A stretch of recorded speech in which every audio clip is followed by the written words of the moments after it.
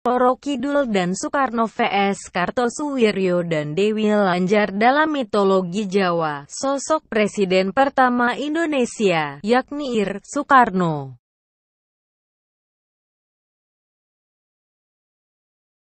penuh misteri. Misteri tentang Soekarno memang sangat wajar terjadi, selain karena asal-usul kehadirannya yang masih simpang siur.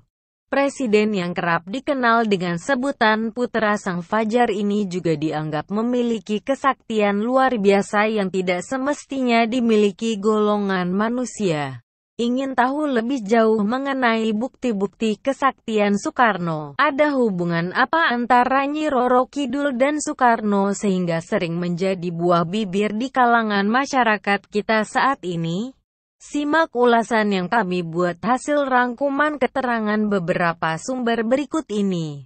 Nyi Roro Kidul dan Soekarno. Ada sebuah legenda beredar di kalangan masyarakat Kejawen yang menyebut jika Nyi Roro Kidul dan Soekarno adalah dua dari 4 bersaudara keturunan Ki Ageng Pamanahan dan Nyai Sabinah, penguasa Mataram tempo dulu. Seperti diketahui bahwa Ki Ageng Pamanahan adalah seorang sakti mandraguna yang membangun kerajaan Mataram baru dari bekas puing-puing kerajaan Demak yang runtuh dan mengalami perpecahan akibat perebutan tahta.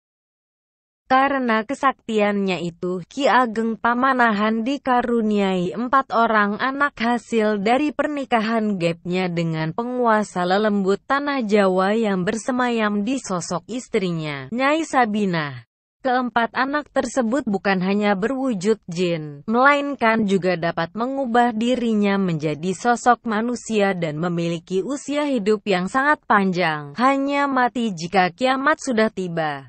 Keempatnya anak Ki Ageng Pamanahan itu adalah Nyi Roro Kidul, Dewi Lanjar, Kartosuwiryo, dan yang paling bungsu, Soekarno. Saat tumbuh besar, masing-masing anak Ki Ageng Pamanahan telah dibagi kekuasaannya atas tanah Jawa. Nyi Roro Kidul diberikan kekuasaan wilayah Laut Selatan, Dewi Lanjar bercokol di Laut Utara Jawa.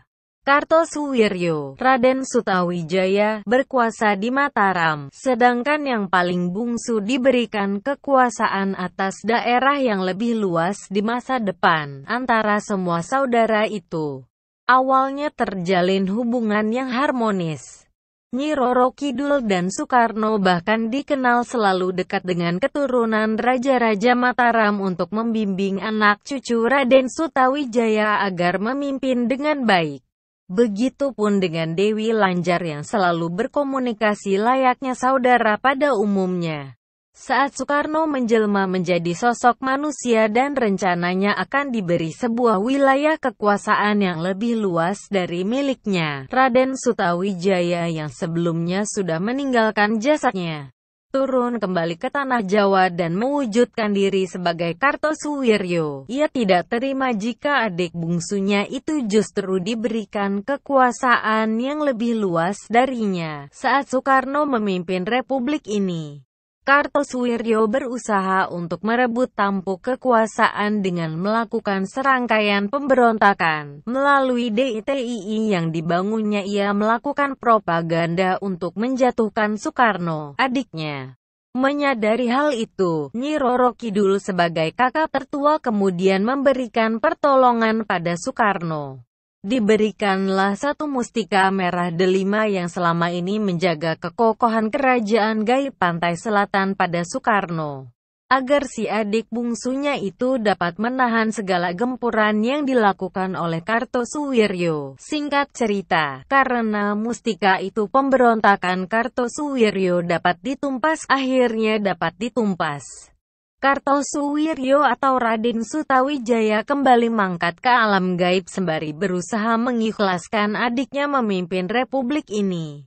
Merah delima Soekarno pun kemudian diambil kembali oleh Nyi Roro Kidul dan seketika itu, subscribe Dalega Rambang.